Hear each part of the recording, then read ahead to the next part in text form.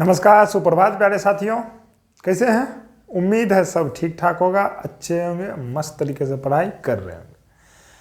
तो आप सभी का स्वागत है अपना प्यारा सा खूबसूरत सा चैनल लीरा फिजिक्स पे, जिसमें हम लोग ला रहे हैं, लेकर के आए हैं क्लास 12th के लिए क्रैश कोर्स, जिसमें हम लोग क्वेश्चन बैंक का निचोड़ देख रहे हैं।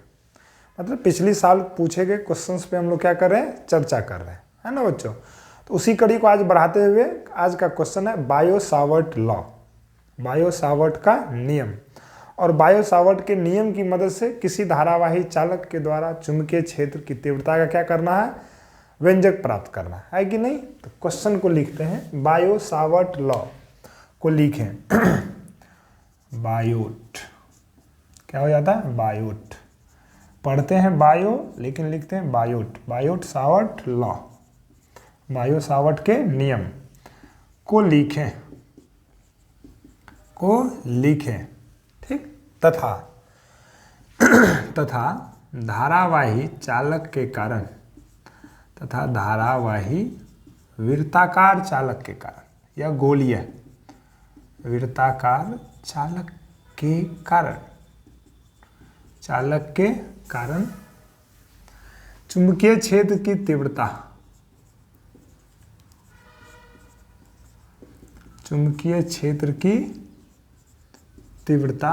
का व्यंजक प्राप्त करें।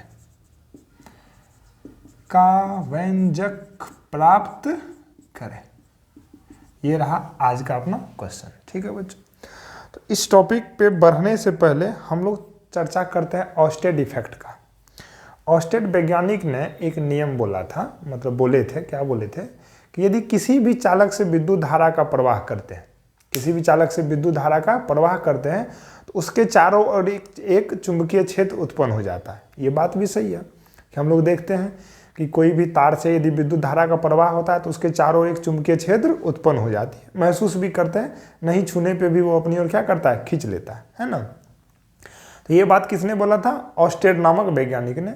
और उन्होंने ये बात बोल करके छोड़ दिया कि किसी भी चालक से विद्युत धारा का प्रवाह होता है तो उसके चारों ओर चुंबकीय क्षेत्र उत्पन्न हो जाती है, ठीक। लेकिन वो चुंबकीय क्षेत्र कितना उत्पन्न होता है, उसका क्या मान होता है, यदि उस चुंबकीय क्षेत्र की तीव्रता को हम निकालें तो किस फॉर्मूला से निकालेंगे, ये सारी जानकारियां हमको किस में मिलती है, बायो-सावर्ट के नियम में। समझ में आ रहा है ना, बायो-सावर्ट के नियम में। तो हम लोग लिखते हैं बायो-सावर्ट का लॉ, ठीक है ना, बायो-सावर्ट लॉ क्या होता है, लिखिए। तो लिखिए, इस नियम की मदद से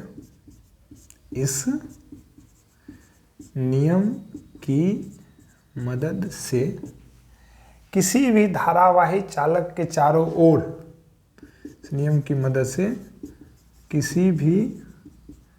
धारावाही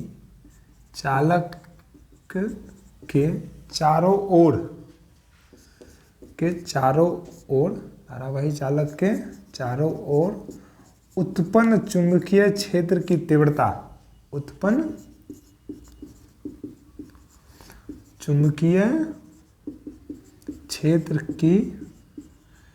तीव्रता का व्यंजक प्राप्त करते हैं।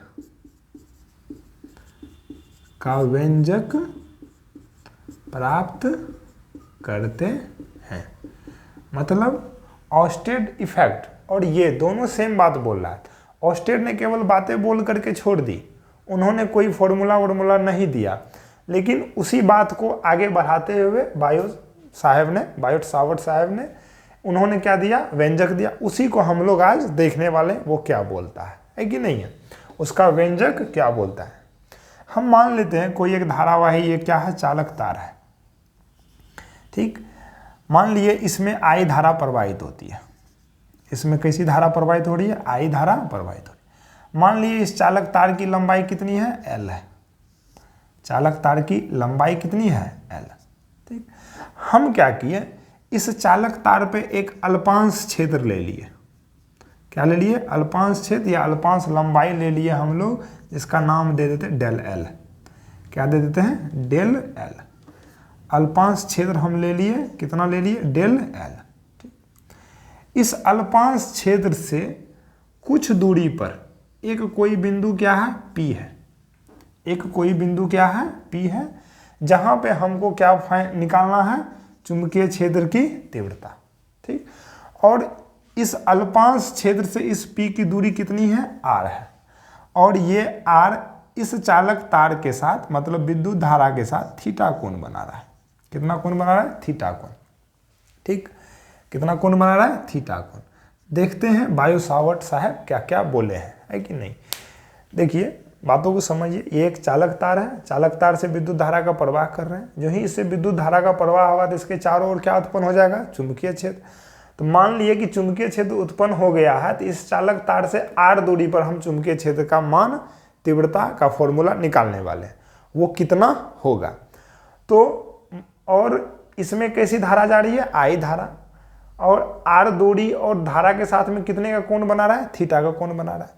हम क्या किए ना, अल्पांश क्षेत्र ले लिए, मतलब पहले हम छोटे से क्षेत्र से तीव्रता निकाल लेंगे, उसके बाद जितनी लंबाई की है उस लंबाई का समाकलन कर देंगे तो पूरा का पूरा निकल जाएगा। तो इसीलिए पहले हम लोग क्या लेते हैं, अल्पांश क्षेत्र के द्वारा, मतलब इतना सा तार के द्वारा यहाँ पर कितना तीव्रता लग रहा है वो निकाल लेंगे, और उसके बाद उसको क्या कर देंगे, समाकलन कर देंगे, तो पूरा का पूरा निकल जाएगा, है कि नहीं।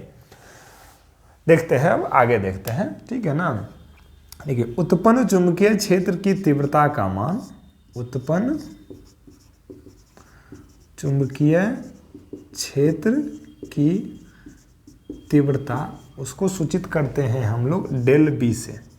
देखिए एक्चुअली है क्या, चुंबकीय क्षेत्र की तीव्रता को सूचित करते हैं किससे, बी से, लेकिन ये तो अल्पांश क्षेत्र के द्वारा लग रहा है। इस क्षेत्र को हम लिख देते हैं, कैसा क्षेत्र है, अल्पांश क्षेत्र या अल्पांश लंबाई के कारण, है ना। तो अल्पांश लंबाई के कारण अल्पेन लगेगा। चुंबकीय क्षेत्र की तीव्रता को सूचित करते बी से, अल्पांश वाले भाग को किससे सूचित करते, डेल से, तो डेल बी। उत्पन्न चुंबकीय क्षेत्र की तीव्रता डेल बी का मान निम्न पर निर्भर करता है, निम्न पर निर्भर करता है, यही बायो सावर्ट बोले हैं। तो किन किन बातों पर निर्भर करता है उसको देख रहे हैं। पहला बात बोल रहा है कि वो जो तीव्रता है ना, उसमें प्रवाहित विद्युत धारा के क्या होती है, समानुपाती होती है। मतलब जितना ज़्यादा विद्युत धारा होगा, चुंबकीय क्षेत्र की तीव्रता का मान उतना ही क्या होएगा, अधिक होगा, है ना। पहला बात लिखते हैं, चुंबकीय क्षेत्र की तीव्रता का मान, चुंबकीय क्षेत्र की तीव्रता का मान, चुंबकीय क्षेत्र की तीव्रता उसको किससे सूचित करते हैं, डेल बी का मान, उसमें प्रवाहित धारा, उसमें प्रवाहित धारा को किससे सूचित किए हैं, आई से, के समानुपाती होता है, के समानुपाती होता है। कहने का ये मतलब हो गया कि ये जो डेल बी है, चुंबकीय क्षेत्र की तीव्रता जो है, वो किसके समानुपाती होता है, आई के। इक्वेशन नंबर कितना मान लिए, 1। ठीक, दूसरा बात वो क्या बोल रहा है कि ये जो चुंबकीय क्षेत्र की तीव्रता है ना, ये लंबाई के क्या होता है, समानुपाती। मतलब जितना छोटा लंबाई लेंगे उतना कम तीव्रता लगेगा, जितना बड़ा लंबाई लेंगे उतना तीव्रता क्या होगा, ज़्यादा होगा, है कि नहीं। तो बोल रहा है चुंबकीय तीव्रता, अब हम शॉर्टकट लिख देते हैं इस तरीके से, चुंबकीय तीव्रता डेल बी, है ना, लंबाई के मान का मतलब लंबाई के समानुपाती होता है, लंबाई के समानुपाती होता है ना। तो हम तो यहाँ पे छोटे सा ना लंबाई लिए हैं, तो छोटे सा हम लिखते हैं डेल एल, मतलब डेल बी समानुपाती हो जाएगा किसके, डेल एल के। इसको इक्वेशन नंबर कितना मान लिए, 2। अब देखते हैं तीसरा बात, हम ना यहाँ लिख लेते हैं, है ना, नहीं तो हमको मिटाना पड़ेगा। तीसरा बात लिख लेते हैं, ध्यान से देखिएगा। तीसरा बात क्या बोलता है कि तीव्रता जो है ना, चुंबकीय तीव्रता जो है डेल बी, वो धारा तथा दूरी r के बीच के कोण के कोसाइन के क्या होता है, समानुपाती होता है। चुंबकीय तीव्रता डेल बी धारा तथा दूरी के बीच के कोण के कोसाइन के समानुपाती रहता है, कोण के कोसाइन के समानुपाती होता है। अब ये बात नहीं समझ में आया होगा, जब जो ही इसको लिखेंगे ना इस प्रकार से, डेल बी समानुपाती हो जाता है साइन थीटा के, समझ में आ जाएगा।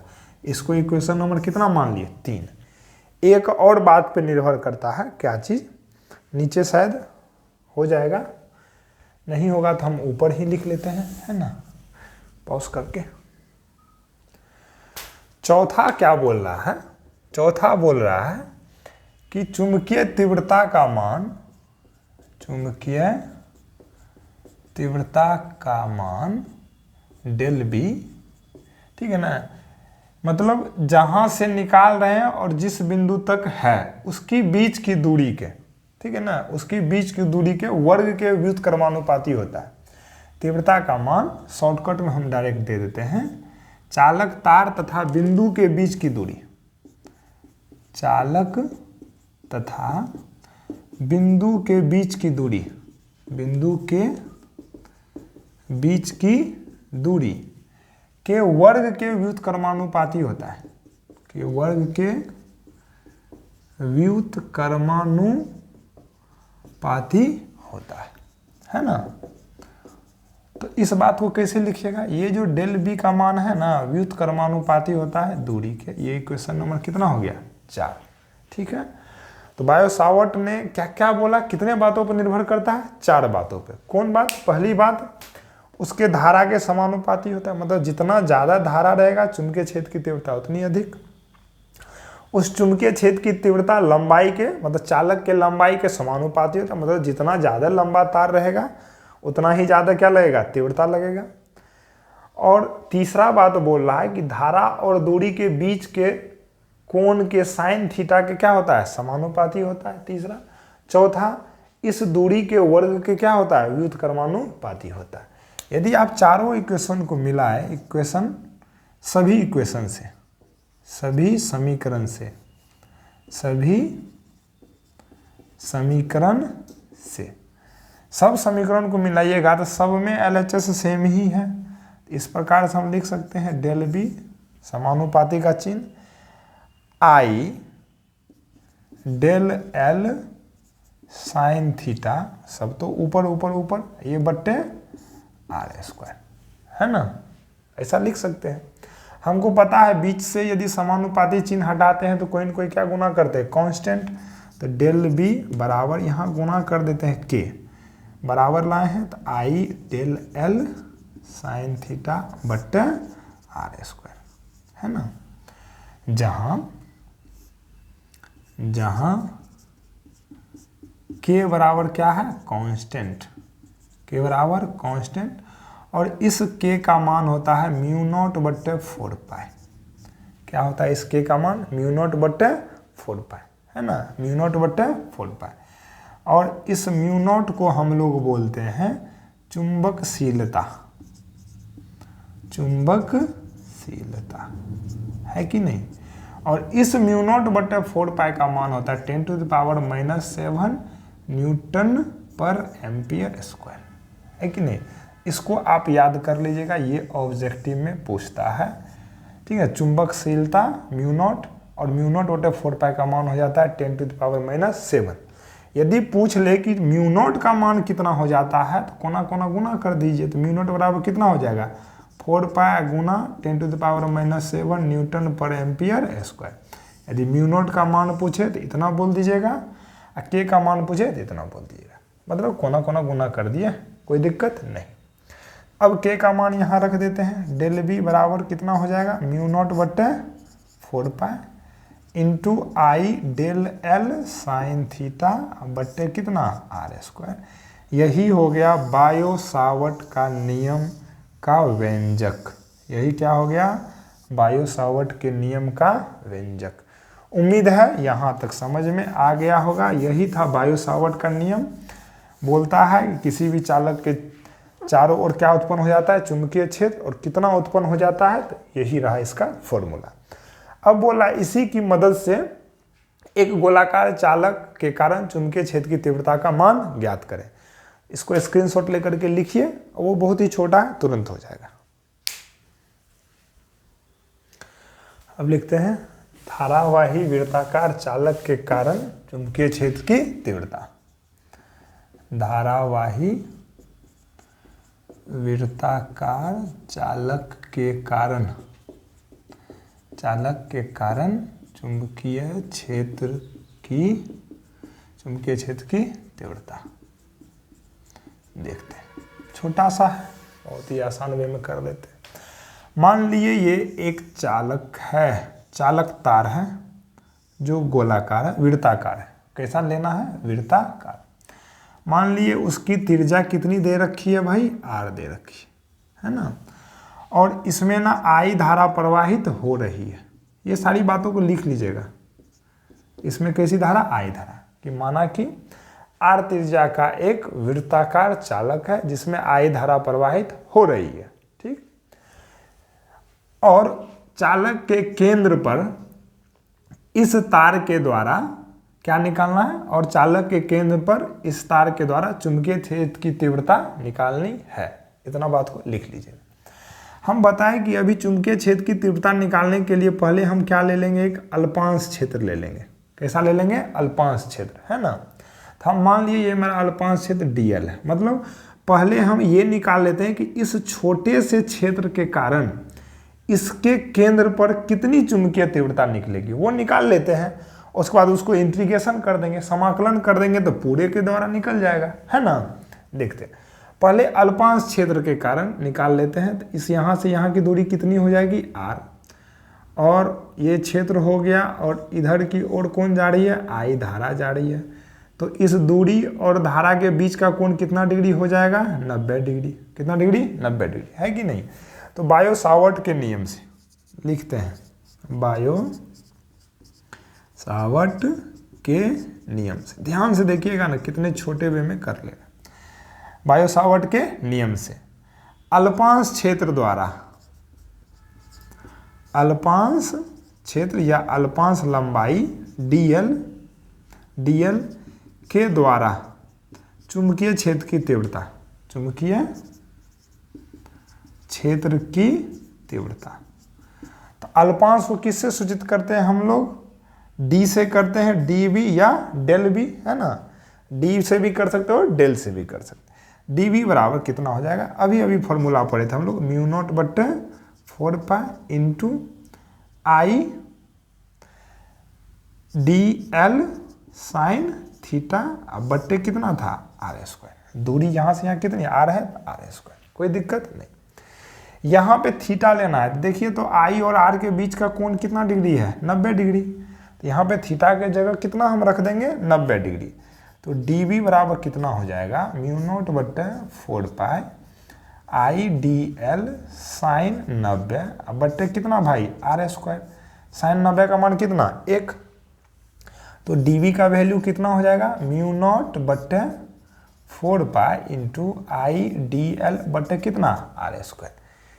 ठीक है, ये निकल गया अल्पांश क्षेत्र के द्वारा। अब लिखते हैं पूरे रिंग के द्वारा, पूरे वृत्ताकार चालक के द्वारा चुंबकीय क्षेत्र की तीव्रता, है कि नहीं। अब लिखते हैं नाउ, अब पूरे वृत्ताकार चालक के द्वारा तीव्रता। तो इसको छोटे से क्षेत्र को क्या कर देंगे? समाकलन कर देंगे, है कि dv बराबर μ0/4π इंटू I dl बट्टे कितना? r², है ना। ध्यान से देखिए, dv मतलब छोटे छोटे पार्ट को जोड़ेंगे तो ये पूरा का पूरा चुंबकीय क्षेत्र की तीव्रता बन जाएगा। इसमें जो भाग कांस्टेंट है उसको आप बाहर निकाल लीजिए। μ0/4π I बट्टे r², अंदर क्या बच गया? dl। अब यहाँ पे समझिए, ऐसा dl छोटा लेकर के यदि हम सबको जोड़े, सबको ऐसे करके जोड़े, तो ये क्या बन जाएगा? पूरा का पूरा ये वृत्त के चारों ओर का क्षेत्र बन जाएगा। और वृत्त के चारों ओर के क्षेत्र को हम लोग क्या बोलते हैं? परिधि। क्या बोलते हैं? परिधि। और यदि त्रिज्या r है तो इसकी परिधि कितनी हो जाएगी? 2πr। कितनी हो जाएगी? 2πr। मतलब इस छोटे क्षेत्र को समाकलन कर दिए हैं। छोटे छोटे क्षेत्र को समाकलन करने का मतलब हुआ छोटे छोटे क्षेत्र को लेकर के क्या कर देना है, जोड़ देना है। क्या कर देना है, जोड़ देना है।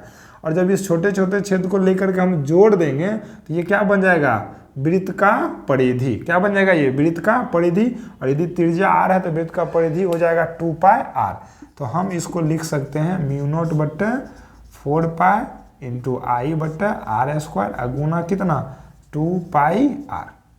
काट देते हैं, ए से 2 दूना 4, एक आर कैंसिल, तो b बराबर कितना बच गया μ0 आई बट्टे कितना 2r। यही हो गया वृत्ताकार चालक के द्वारा उसके केंद्र पर चुंबकीय क्षेत्र की तीव्रता। मान लीजिए तो एक गो टर्न है, एक गो तार है, इसे मान लीजिए ऐसा ऐसा बहुतों तार है। यदि फेरों की संख्या कितनी हो, n हो, यहां लिख देते हैं यदि फेरों की संख्या n हो, कुछ नहीं बस इसमें n से मल्टीप्लाई कर देना है। तो चुंबकीय क्षेत्र की तीव्रता b बराबर कितना हो जाएगा μ0 ni बटे कितना r स्क्वायर। उम्मीद है आपको ये प्रूफ समझ में आ गया होगा। बहुत ही आसान वे में, छोटे वे में प्रूफ किए हैं। तब तक के लिए नमस्कार, मिलते हैं अगली वीडियो में। अच्छी तरीके से नोट्स बनाइए, पढ़िए, तैयारी कीजिए। धन्यवाद।